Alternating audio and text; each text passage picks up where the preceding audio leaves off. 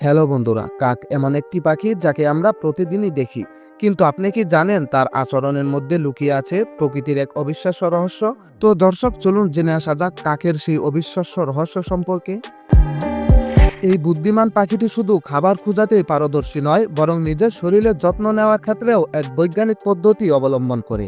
আশ্চর্য হলেও সত্য, কাক যখন অসুস্থ বোধ করে তখন সে মানুষের মতো কোনো ডাক্তারের কাছে যায় না, বরং পিঁপড়াদের কাছে যায় তার অসুখ সারানোর জন্য, যাকে বলা হয় পিঁপড়ের দিবি। প্রকৃতিতে এই প্রক্রিয়াটি পরিচিত এন্টিং নামে, যা কেবল শুধু কাক নয় বরং 200টিরও বেশি পাখি এই প্রক্রিয়াটি ব্যবহার করে থাকে। তবে কাকের আচরণ এক্ষেত্রে বিশেষভাবে উল্লেখযোগ্য, কারণ কাক এই প্রক্রিয়াটি অত্যন্ত পরিকল্পিতভাবে এবং সচেতনভাবে করে থাকে। যখন কোনো কাক ক্লান্ত, অসুস্থ বা পরজীবীর আক্রমণের ভয়ে থাকে, তখন সে মাটিতে নেমে পিঁপড়ের ঢিবির পাশে গিয়ে বসে পড়ে। সে মাটিতে পাখা মেলে শরীর এমনভাবে স্থির রাখে যেন দেখে মনে হবে কোনো ধ্যানের ভঙ্গিতে রয়েছে।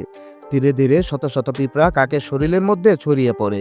বাইরে থেকে দেখতে একটি অদ্ভুত মনে হলেও এর পেছনে রয়েছে এক অবিশ্বাস্য চিকিৎসা বিজ্ঞান।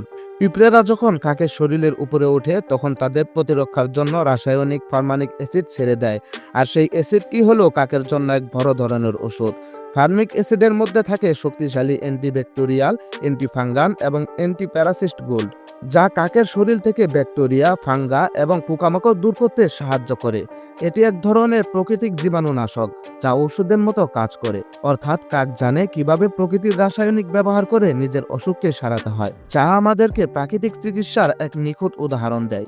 বিজ্ঞানীরা এই প্রক্রিয়াকে দুই ভাগে ভাগ করেছে: ফ্যাসিভেন্টিং এবং অ্যাক্টিভেন্টিং। ফ্যাসিভ অবস্থায় কাক নিজের শরীরকে পিঁপড়ের ভাষার উপরে রেখে দেয়, নিজে থেকে তার শরীরের উপরে পিঁপড়া উঠে আসতে থাকে। আর অ্যাক্টিভ অবস্থায় কাক তার ঠোঁট দিয়ে পিঁপড়াদেরকে ধরে ধরে তার শরীরের মাঝে ছেড়ে দেয়। উভয় ক্ষেত্রে লক্ষ্য একটাই: শরীরের রোগ জীবাণু দূর করা এবং পালকের যত্ন নেওয়া। আরও আশ্চর্যের বিষয় হলো কাক জানে কোন পিঁপড়া তার জন্য বেশি কার্যকর। তারা সাধারণত এমন পিঁপড়া বেছে নেয় যাদের ফর্মিক অ্যাসিডের পরিমাণ বেশি থাকে, যেমন লাল পিঁপড়া। অনেক গবেষণায় দেখা গেছে কাক বৃষ্টির পর এই প্রক্রিয়াটি বেশি ব্যবহার করে, কারণ এই পরিবেশে ফাঙ্গাসের প্রবণতা বাড়ে। কাকের এই কাজটি শুধু শরীরের যত্ন নয়, বরং প্রাণী জগতে বুদ্ধিমত্তার এক অমূল্য উদাহরণ। যেখানে মানুষ অর্গানিক চিকিৎসা এবং ওষুধের পিছনে গবেষণা করছে, সেখানে কাক প্রকৃতি থেকে নিজের শরীরে চিকিৎসা নিচ্ছে, কোনো প্রকার ল্যাবরেটরি ছাড়াই।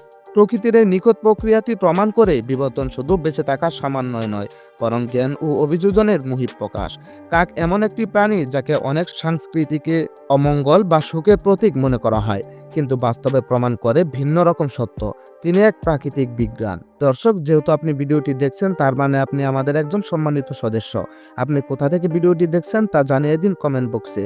আমরা আপনাদেরকে ধন্যবাদ জানাতে ভুলব না। তো আজকের মতো এখানেই বিদায় নিচ্ছি। দেখা হবে নতুন কোনো সময় নতুন আরও একটি ভিডিও নিয়ে। সেই পর্যন্ত ভালো থাকবেন, সুস্থ থাকবেন আর আমাদের সাথেই থাকবেন। আল্লাহ হাফেজ।